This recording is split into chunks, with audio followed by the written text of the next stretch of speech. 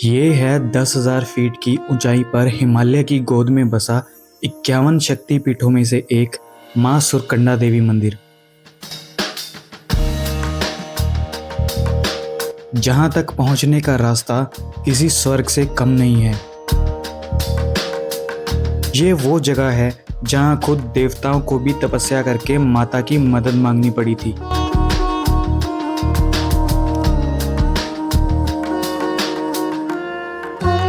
आज मैं आपको दर्शन कराऊंगा सुरकूट पर्वत पे बसे मां सुरकंडा देवी जी के, जो यहाँ पिंडी के रूप में विराजमान है, और आपको बताऊंगा इस मंदिर के पीछे का इतिहास कि कैसे इस जगह पर देवराज इंद्र को भी आना पड़ा था। तो चलिए चलते हैं मसूरी से धनौल्टी के सफ़र पर और दर्शन करते हैं मां सुरकंडा देवी जी के।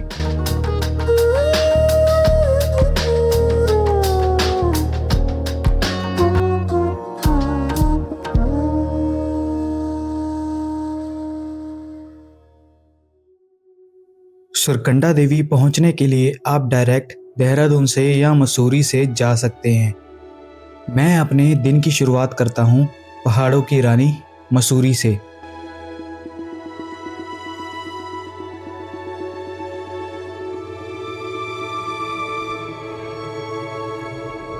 इस जगह की मैं जितनी तारीफ करूं उतनी कम है। पहाड़ों के ऊपर बने ये घरों में रहना किसका सपना नहीं होता। और ये मॉल रोड की वाइब भी अलग है।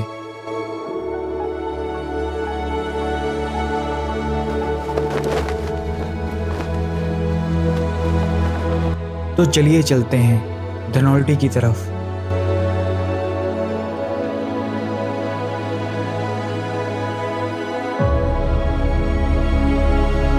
तो क्या हाल चाल भाई लोग, कैसे हो आप सब लोग। आई होप आप लोग सब बढ़िया होंगे। तो कल मैं पहुंच गया था मसूरी में शाम को, और अभी मैं जा रहा हूं धनौल्टी सुरकंडा देवी जो टेम्पल है। अराउंड 20 किलोमीटर का डिस्टेंस है, जो हम अराउंड 40-50 मिनट्स में कवर कर लेंगे, लेकिन हमें पूछ के जाना पड़ेगा। पहले फ्यूल अप करा लेते हैं।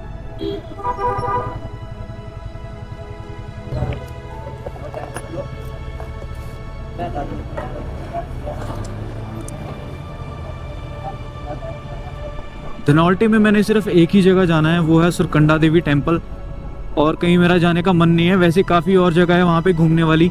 इको पार्क है, 2-4 जगह और है, टिहरी डैम है। अगर आप जाना चाहते हो तो वहाँ पे जा सकते हो। और ये है भाई, वो किसी ने वो करना हो झूले वूले, जायंट स्विंग है वो, देखो भाई, पूरा एडवेंचर पार्क बना हुआ है।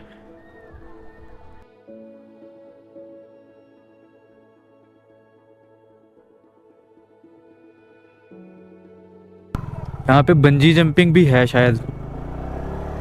तो मसूरी से धनौल्टी की तरफ अगर आप जाते हो तो रास्ते में आता है ये एडवेंचर पार्क। और आते हैं ये सुंदर नज़ारे जो आपको बार बार ब्रेक लेने में मजबूर कर देंगे। ये सड़कें दिखने में जितनी सुंदर थी, शायद उसका मैं कुछ ही हिस्सा दिखा पा रहा हूँ।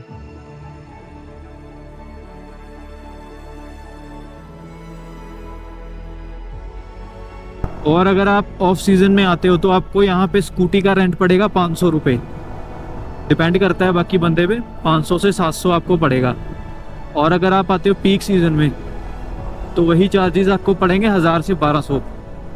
लेकिन ज़रूरी नहीं है कि अगर आप विंटर में आ रहे हो तो आपको यहाँ की ब्यूटी देखने को नहीं मिलेगी। ये देखो,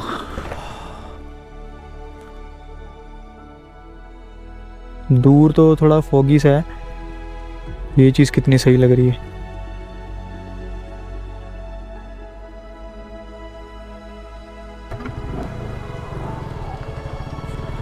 और वो घर कहाँ पे बना हुआ है, बिल्कुल कॉर्नर पे। पहाड़ों का ये सिलसिला किसी पुरानी शायरी जैसा है, जितना आप आगे बढ़ते जाते हैं उतना गहरा होता चला जाता है।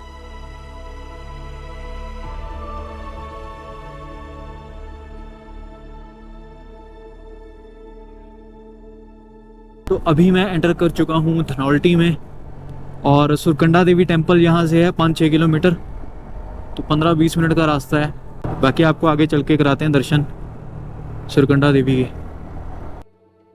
धनौल्टी से 4-5 किलोमीटर और चलने के बाद मैं पहुंच जाता हूं अपनी मंजिल पर।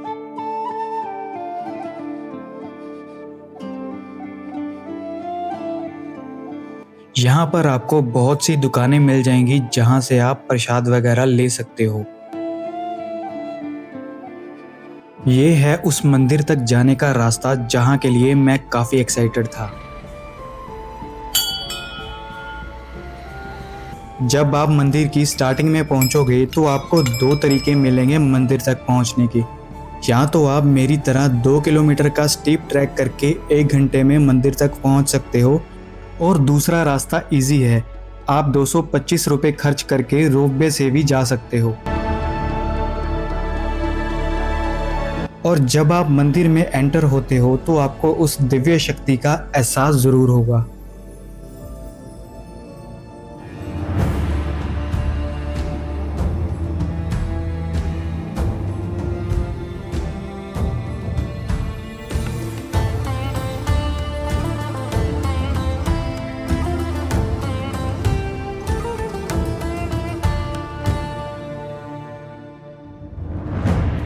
माना जाता है जो एक बार इस मंदिर में दर्शन करता है वो अपने 7 जन्मों के पापों से मुक्त हो जाता है। इस सुरकूट पर्वत की 10,000 फीट हाइट होने की वजह से आपको दर्शन होते हैं केदारनाथ, बद्रीनाथ, गंगोत्री और यमुनोत्री जैसे दैविक पहाड़ों के पीक्स के।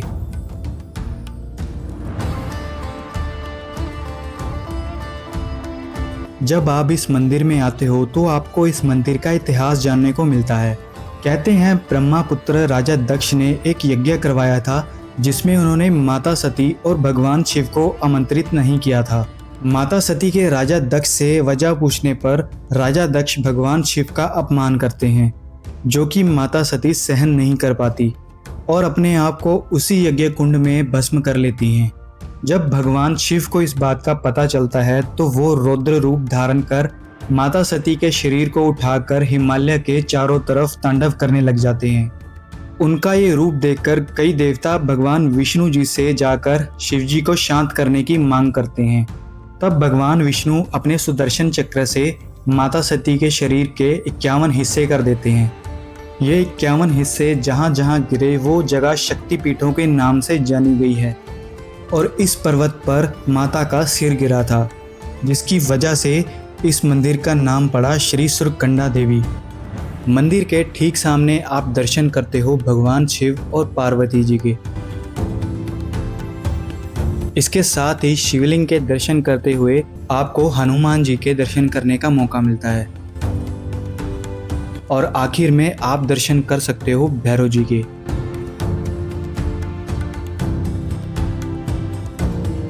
पुरानी मान्यताओं के अनुसार जब देवराज इंद्र अपना स्वर्ग और साम्राज्य असुरों से हार गए थे तो उन्होंने मां सुरकंडा देवी जी की तपस्या कर अपना साम्राज्य वापस पाया था।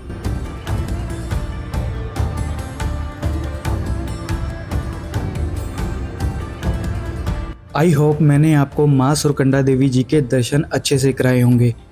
आज का सफ़र इतना ही। अगर आपको मेरी ये वीडियो अच्छी लगी हो तो चैनल सब्सक्राइब करके इस सफ़र का हिस्सा ज़रूर बनना। मिलते हैं अगले किसी सफ़र पर, तब तक के लिए जय माता दी।